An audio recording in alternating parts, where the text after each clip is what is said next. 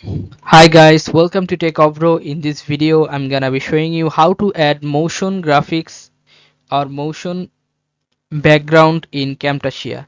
So firstly, all you have to go to this library option, click on library and scroll down a bit and you'll find here dynamic backgrounds.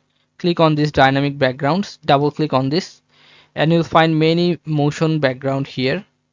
Okay, like you want to choose this one. If you like this one, all you have to left click and hold and it you have to drag it to the screen or to the timeline. Okay, now if you click on this yeah, pause button, play button, you can see the background is working here.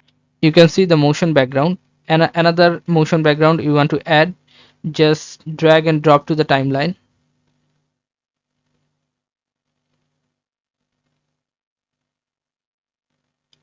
Now if you click on this play button, you can see that the graphic motion background is working here.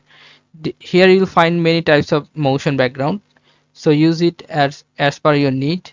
Okay guys, so this is how we can do this guys. If you find this video helpful, then please give a thumbs up and don't forget to subscribe the channel. Thank you so much for watching the video.